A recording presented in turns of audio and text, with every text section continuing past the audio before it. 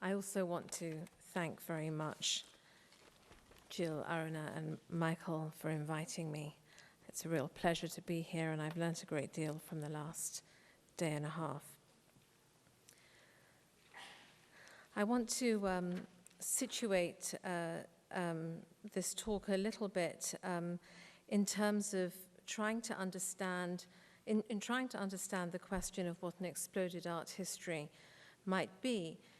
It seems to me that we have to also understand what kind of notion of the global is in play if we're thinking about this in global terms. And for me, the talks yesterday, as well as the presentation by the RACS Collective, have been very helpful in thinking through questions of a new feminist internationalism that I've been trying to work through for the past few years. So what might it mean to world visual culture, and what might it mean to understand visual culture as worlding, if worlding in Heideggerian terms is the production of art between earth and world? What might it mean also to ask these questions today rather than in Heidegger's modernist period, characterized as it was by certain ideas of home, homeliness, belonging, with exile as counterpoint? What might it mean also to challenge dramatically the attachment to source, origin, and home that continue to dominate even something like diaspora studies, in spite of itself? What if one were to ask how it is that contemporary artists often challenge a sense of nostalgia and belonging in their works, eschewing in many ways the affective binds to community, family, and their blinkered understandings of futurity? Notions of the international and the sensus communis, of course, also have shifted from once dominated, I would say, by the concept of exile that characterized literary and artistic modernism to asylum. In my analysis, any notion of belonging or community needs to be thought through the concept of asylum or refuge into the site of hospitality and potential hostility. Asylum, an anachronistic concept almost since its inception, and one that carries within it a repressed story of feminine labor, becomes the concept through which one can understand the emergence of different notions of the sensory subject, of community, of the human, and of the limit. Its walls and borders force an understanding not only of what must be expunged, but the difficult negotiations of what might be drawn in for refuge, where refuge itself becomes a welcome threat to both host and guest in an act of anachronistic sovereignty.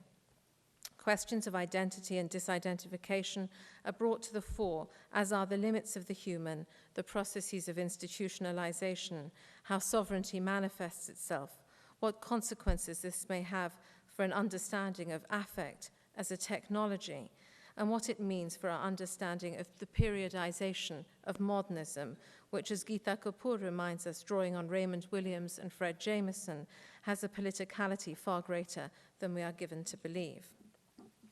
In the broader project, I've been analyzing the ways in which contemporary visual arts have been citing other, mostly older, but not exclusively older, technologies, whether this is in the installation, video, or film work of Mona Hatoum and her use of handwriting, for example, or domestic objects, of Michael Haneke, the use of video in film, which in turn brings up a technology of screen memories, of Zineb Sedira, and the technology of the talisman, of Shireen Neshat, and the persistence of the photographic frame in her video and in her film work, of Derek Jarman, the loss of indexicality, the Otolith group and their attention to film and mythology, of Nalini Malani and her reference of perhaps the spectral text, Hamlet,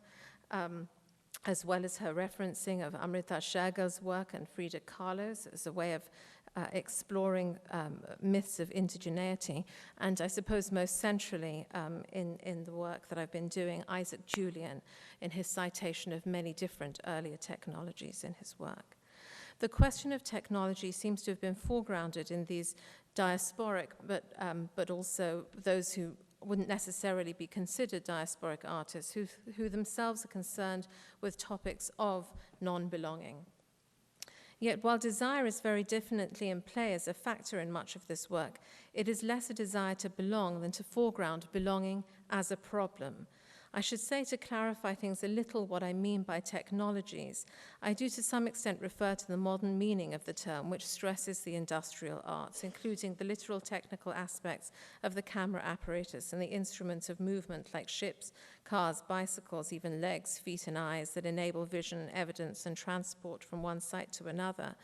But also more generally, I insist that technology refers to the systematic treatment of anything, a discourse or treatise, for example, on the arts.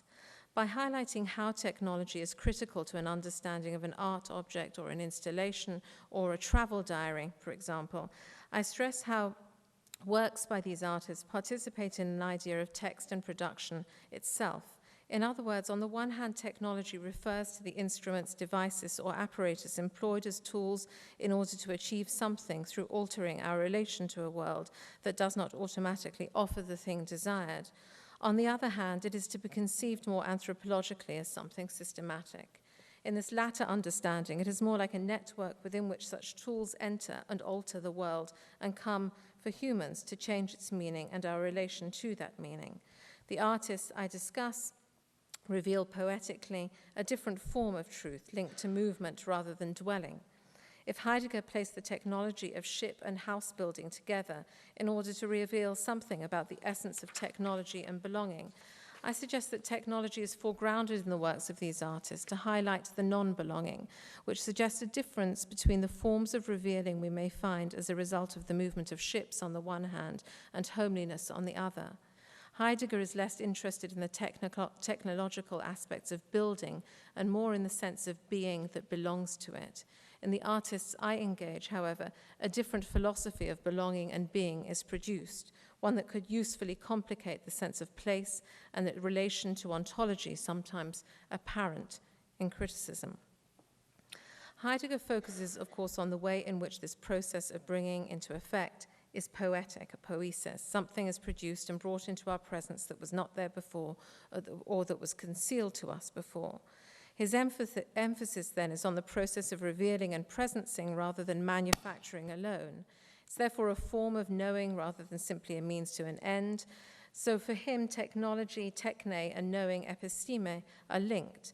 He writes, quote, both words are terms for knowing in the widest sense. They mean to be entirely at home in something, to understand and be expert in it. Such knowing, he writes, provides an opening up. As an opening up, it is a revealing. Whoever builds a house or a ship or forges a sacrificial chalice reveals what it is to be brought forth. This revealing gathers together in advance the aspect or the matter of the ship or house with a view to the finished thing envisioned as completed, and from this gathering determines the manner of its construction. Thus, what is decisive in techne does not lie at all in making and manipulating, nor in the using of means, but rather in the revealing. For Heidegger, the idea of being at home in something produces a form of truth and a form of expertise. He suggests etymologically, of course, that dwelling takes precedence over movement. Work, for example, by Mona Hatoum and Isaac Julien reveals poetically, in some ways, a different form of truth linked to movement rather than dwelling, but they do through the constitution of the affective relation as a technology. If Heidegger placed the technology of ship and house building together in order to reveal something about the essence of technology, it would seem that Isaac Julien's work reveals a difference between the forms of revealing we may find as a result of the movement of ships on the one hand and homeliness on the other. Affect is produced as this technological distinction.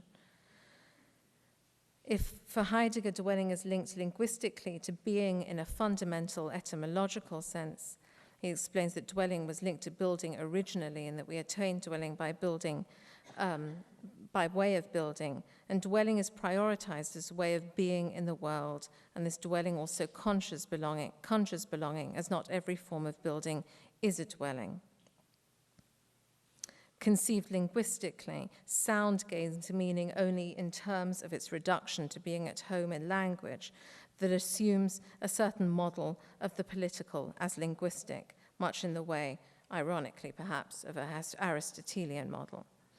It is not unusual, of course, to see modernism as associated with travel. The colonial ventures which superseded the age of colonial explorations were the stuff of modernist texts, and the theory of exile is what in many ways characterized modernism, as evidenced in classic works on the topic from Auerbach to Said. And yet even the theme of exile in the early 20th century emphasized inhabiting spaces, dwelling and alienation, sometimes nostalgic from that dwelling. Even Freud's work, From the Interpretation of Dreams or the Uncanny, imagines separate psychic localities in a manner that reflects and goes some way in creating a modernist sense of place.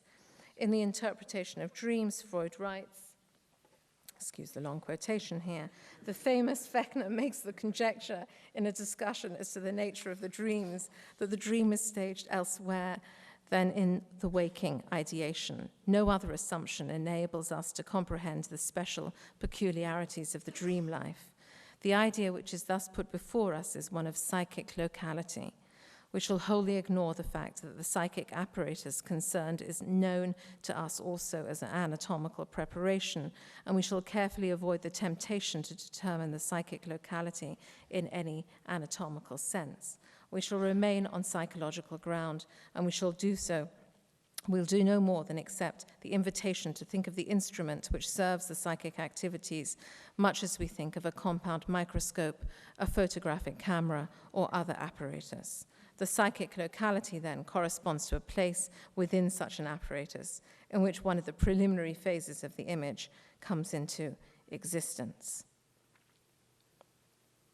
As is well known, there are in the microscope and the telescope such ideal localities or planes in which no tangible portion of the apparatus is located. I think it's superfluous to apologize for the imperfections of this and all similar figures. These comparisons are designed only to assist us in an attempt to make intelligible the complication of the psychic performance by dissecting it and referring the individual performances to the individual components of the apparatus. So far as I am aware, no attempt has yet been made to define the construction of the psychic instrument by means of such dissection. I see no harm in such an attempt. I think that we should give free rein to our conjectures, provided we keep our heads and do not mistake the scaffolding for the building. So in Freud's work, the technology of the body analogized as camera apparatus becomes only a starting point, the scaffolding or framing rather than the building that helps to understand psychic locality. The psychic apparatus is a technology. Even as the technology of the camera as apparatus is the initial site, the psychic life of movement is understood through it with acknowledgement of the imperfection of the analogy, and perhaps the particularly European sense of the fantasy of that as it pertained to the racial other. Both cameras and microscopes were, after all, mechanisms through which to perceive and record differences that were not immediately accessible. In Freud, as I have discussed extensively elsewhere, colonial life carries a spectral quality to it for the modernist he perceived, and indeed the modernist he was. In the modernist aesthetics and treaties that came to shape the late 19th and early 20th century, the colonized sites, and particularly that of Africa, of course, came to gain a spectral quality, as if they were additional localities one could also bring to bear on other specters perceived at the time, demonstrating a counterpart to Marx's words at the beginning of the Communist Manifesto: a spectre is haunting Europe, the spectre of communism, to a spectre is haunting Europe, the spectre of Africa. If Michel Leris's job in the Dakar-Djibouti mission was at least partly to collect 3,500 artifacts and that were to be housed in the Musée de l'Homme in Paris, it would seem as if the title of his own work, Afrique Fantôme, called attention to the anti-colonial possibility that threatened Europe's economic hold on the African continent, the forms of circulation of peoples and capital, and the modes of fetishism that are in play. Keeping in mind the African roots of that term, brilliantly explored, of course, in William Pietz's work that's already been mentioned today, the African background to the fetish seems to haunt, even as it made oblique theoretical understandings of the term as it is deployed in Marx through commodity fetishism, as the relations among peoples becoming the relations among things, and that of Freud, which designates the libidinal focus on something that can therefore substitute for the threatening questions of the presence or absence of a penis. Now, I draw attention to these questions with the highly aesthetic work of Isaac Julien and others I analyze have consistently been bound up with modernist and post-colonial concerns of Marxism and psychoanalysis. And it's through these lenses, as well as through the aesthetic of modernism more generally, that I think we can see ideas of being black Palestinian woman, desiring, and what a queer aesthetic might mean beyond gender and racial identification. What I mean by this with, on the one hand and on the other, is that Julien's work, and I'll turn to it in the moment, consistently studies the icons and the ephemera in which we may have libidinal investments, embracing and enjoying them, while also casting questions about the processes of their constitution. In this way, the works are often studies of the fetish of belonging, and, I would argue, the economic spectre of that fetish. In order to demonstrate my point, let me turn to the work of Isaac Julien that has initiated these questions, that could in some ways be seen as the most obviously and referentially of his work, the autobiographical, to show how the sense of dwelling is not perceived in any kind of tragic or euphoric terms of loss or attachment, but rather demonstrates an attachment to technology that questions any organic notion of belonging or indeed its efficacy. This is from Isaac Julien's Paradise Omeros. Symmetry and opposition folded together and drawn apart constitute the aesthetics of Isaac Julien's Paradise Omeros, a 3-screen video installation exploring space, place, and memory. The memory played out here is Creole, involving a mixing of cultures and languages characterized through the genesis, histories of slavery, colonialism and contemporary capitalism, as much as it is philosophically and digitally baroque, to use Tim Murray's terms, caught in multiple temporal and spatial frames, counterpoised and digitally folded, creating directional and perspectival tension. Autobiographical without being concerned with identity or identification, Paradise Omeros explores creolite, the preserved diversities of original Caribbean asymmetrical politics and cultures. Creolite plays itself out here on 3 visual planes, with seams of space and time folding in on each other, unable to maintain the centralization or prioritization typical of an iconic triptych. In its movement and narrative, the installation is both historical while eschewing teleology. The past is figured as layers of memory, both beautiful and stark, leisurely and threatening, dramatic and painterly, and filled with citation of earlier works of art, epic painting and performance art. The fragmented narrative that emerges in this installation is of a child growing up on the Caribbean island of St. Lucia and in London. Threaded through the memories that appear imagistically as well as in sound are thoughts of home, paternity, nostalgia, violence, colonialism, domestic abuse, racial tension, the tourist industry, and the various technologies that constitute the recent memory of artistic and colonial production: art, film, radio, gramophone, slavery, and ships. St. Lucia is known popularly as the Helen of the West Indies, for both its beauty and because it switched back and forth between French and British rule some 14 times in the 17th and 18th centuries, with the British finally taking control in the early 19th century until 1979. It is perhaps fitting then that the poet Derek Walcott, who is from St. Lucia, wrote Omeros, a long poem based on Homer's work, and narrates part of the poem in Paradise Omeros. St. Lucia itself is the protagonist of the poem, and she moves through different moments of her history and language. The vitality of the poem and the installation remind of the oral source of Homer's Epic 2, which is not so much adapted as cited as a source of song concerning travel and struggle, division, symmetry, war and the sea, and indeed home, paternity, violence, and movement. Walcott's poem begins with a contemplation of the early moment of Homer's Iliad, with a confrontation between Achilles and Hector, Achille and Hector, for the control of Helen rather than the Homeric war booty Briseis. The classical fisherman Philoctetes also appears. It turns next to a Sergeant Major Plunkett and his wife Maud, who is Irish and who is reminiscent of Molly and James Joyce's Ulysses, and of that book with its complex negotiation of the vicissitudes of British colonial rule. It interweaves English with St. Lucian Creole, and ultimately in the final poem of the Adante's Terza Rima, there is a reflection on the poem on transatlantic journeys on the Atlantic. Paradise Omeros, narrated in part by Walcott, however, is not a visual interpretation of that poem, even as it is referenced and cited. This exercise in memory that travels the colonial passage resituates Achilles in less heroic form as the Caribbean child in waiting, then resituated in London as if to complete the final journey that began with slave trade. Walcott's voice tells us, but this is the Atlantic now. The paradise island glowing with sun saturating our memories in the wine-dark sea of Homer's world, filled with the sound of cicadas, is replaced by the grey concrete of a drab, cloudy London, a Dantesque limbo, the edge of hell with dogs barking threateningly.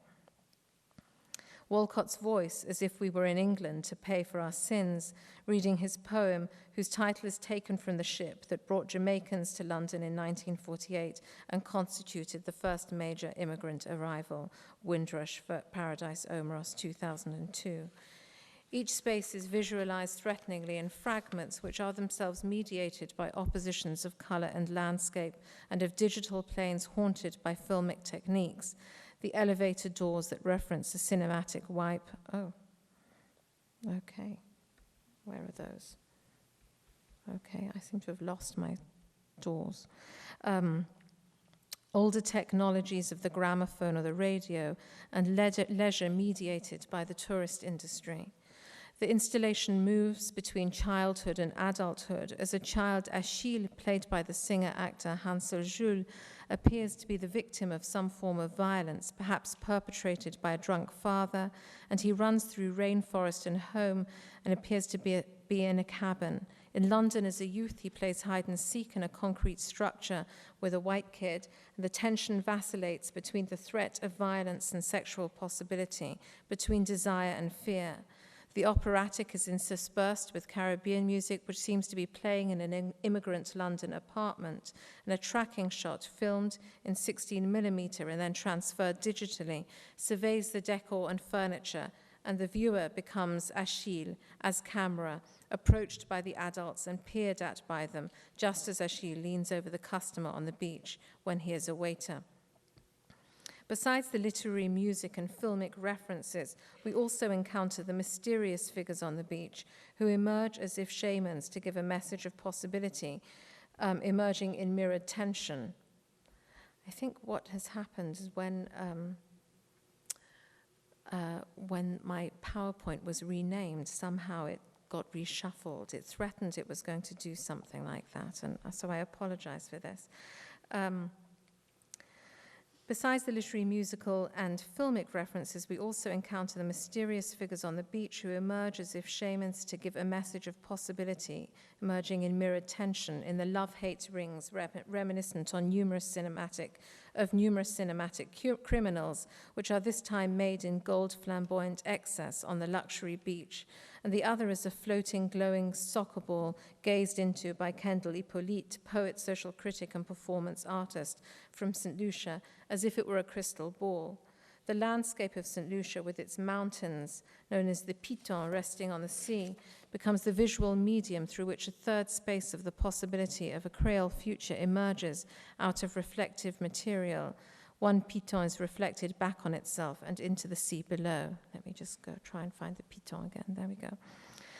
The waves lapping against the edge of the mirror images fold binaries back in on themselves to throw open the question of what a future may be that goes beyond black and white, love and hate, xenophobe and xenophile, self and stranger, and even ebb and flow. The angled planes of the three scene screens replace mirror image to project a different possible future, as if contemplating the words of Suzanne Césaire in her surrealist writing that draws on Freud's Malaise de la civilisation from 1942. Civilization and its discontents is the Freud text that it's drawing on. She writes, "What is a Martinique? He is a human plant. The future for her will come into being between humankind and earth under the sign of the plant. The land shall become what we want it to be," she writes. Encore, a text that comes out just after Paradise Omeros, draws out the operatic qualities of Paradise Omeros, allowing Achille, the protagonist of both, to be called up again to perform his operatic arias of Walcott's Omeros. Visually, the short piece works with the same reflective techniques of Paradise Omeros, doubling images, employing montage and complex editing in an ostensibly non-narrative piece. A mirrored ginger flower transformed into a quivering larynx seems to dance to the opera, and the Piton, the Caribbean, the mountain and the sea throw a shadow that is the concrete skyline of London housing estate on the edge of a washed-out Thames. Derek Walcott appears as he narrates of Achille seeing the ghost of his father's face, as if to produce in Encore a different kind of father-son relationship to that which appears once again in Encore, a threatened, suggested violence that sends a boy running through a rainforest, his heart beating to the rhythm of cicadas, escaping the sound of barking dogs, and a domestic threat. This different non-familial story of St. Lucian paternity, in which creative generations look out to the landscape of the Piton that nurture them and the London that becomes their shadow, continues a queer aesthetic of finding a different form of futurity. The confinement of belonging in a frame with its teleology of an old technology is a site for critique in contemporary art, in the contemporary artists I'm looking at, but also in the form of resistance to understanding of being associated with building, with dwelling, and with place and linguistic attachment, with known content, with the right of inspection and identity, with already established worlding, and in framing. Heidegger's notion of belonging, tied as they are to being, building, and the etymological, are useful to think with as exemplifying a notion of being tied to home, the domestic, the enframed, that is not untypical in modernist aesthetics and philosophy that fails to understand exile as more than a loss of referentiality. Emmanuel Levinas's work questioned the prioritization of being in philosophy, and thinking with and against Heidegger saw it as a closing down of the philosophical and posited an ethics of responsibility instead. I'd like to understand this ethics of responsibility also as an ethics of obligation, in which one can understand traces of the spectral presence of the somatic and the psychic and vice versa. To do this is to adhere to a more Derridian and Irigarean reading of Levinas in the works by Derrida, Violence and Metaphysics, and in On Touching, Jean-Luc Nancy, and by Irigaray, The Fecundity of the Caress.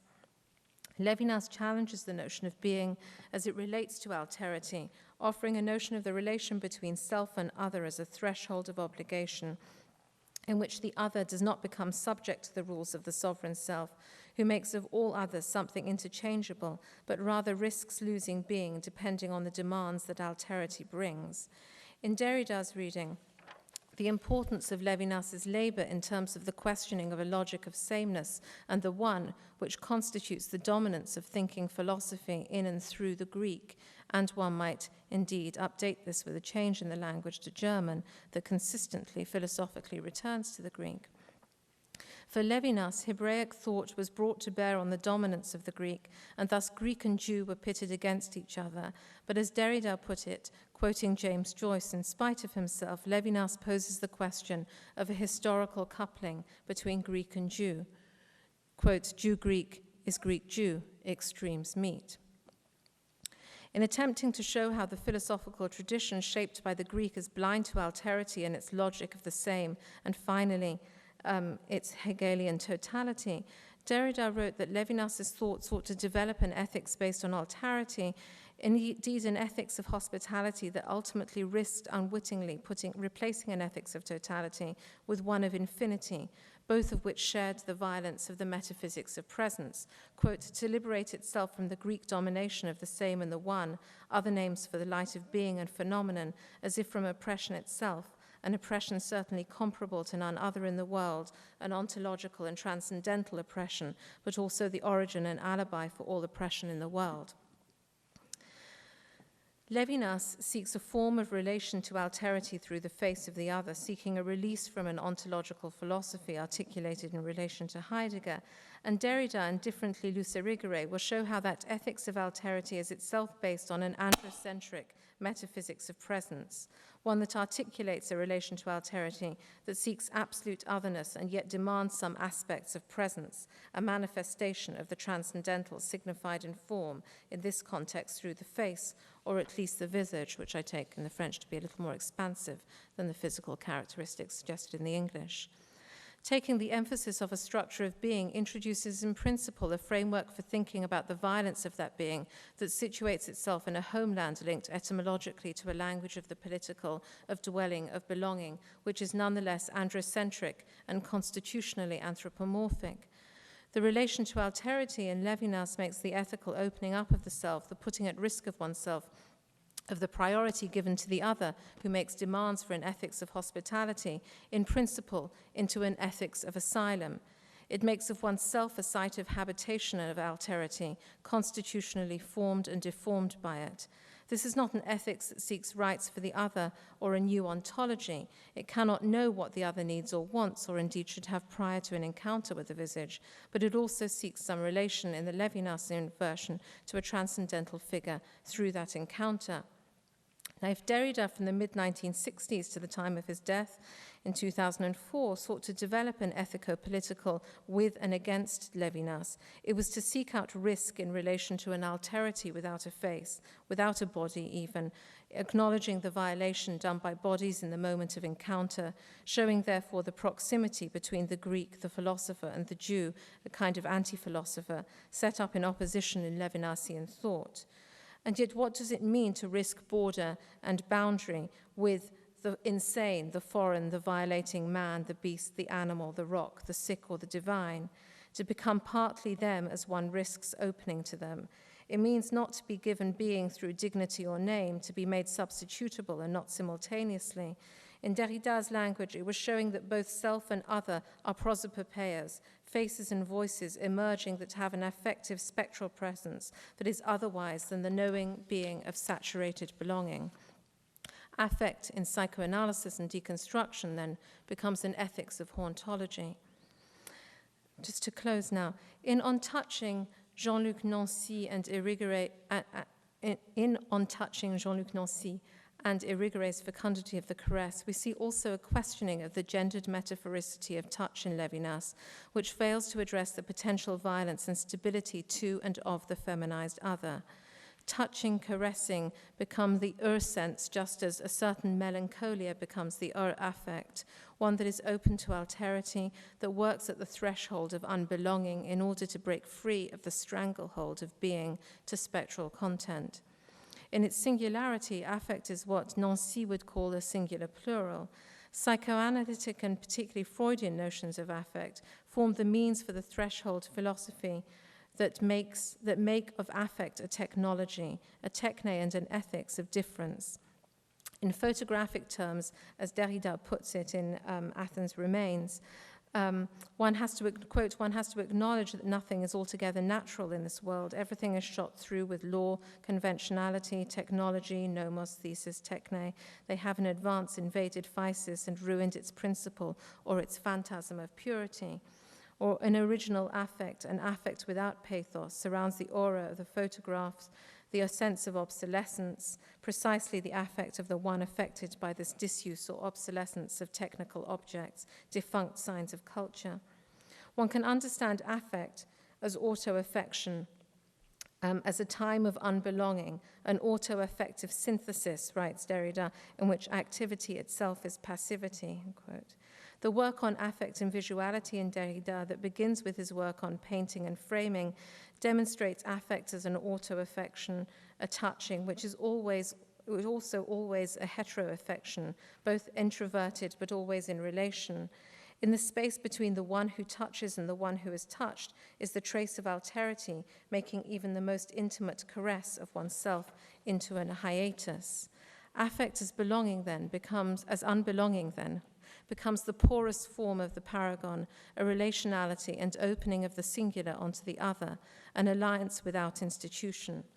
The subject of ethics is always then rewritten as the subject of undoing, the thing that becomes substitutable in the face of this alterity, but in a faceless alterity that is not bound by a metaphysics of presence.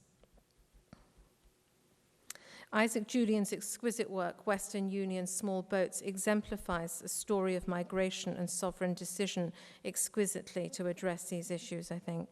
There is a moment in that three-screen installation when a woman looks out onto the Mediterranean through a gateway, and she performs conceptually a rewriting of Coetzee's Elizabeth Costello at the Gate, which in turn is a rewriting of Kafka's Before the Law, which is in turn something that gains another kind of contextual setting in Kafka's The Trial and the Parable. Thinking about the framework of substitution that works within the parable, within analogical thinking, and within the metaphorical structure of the Kantian concept of dignity, Kafka and Coetzee examine different moments of vulnerability before the law. But in Julien's work, there is a kind of presence of disposable life, the sea, destroyed boats, human life, fish, that thrusts itself on the shores, that demands some kind of response, that in a sense demands a response that is outside the realm of the political ability to share language. In thinking about concept and asylum, I attempt to develop an idea of a political that isn't and that doesn't demand an ability to share a language, that will then have to link would have to understand a sense of unbelonging as one that isn't a desire for belonging. This is thinking about more than man being a political animal and attempts to think beyond an Aristotelian framework through understanding this life of disposability we live, otherwise than in terms of a common language linked to place and an ability to conceive within it, to make of the world anachronistically a borderless asylum in which life gives and seeks refuge in a form of unbelonging.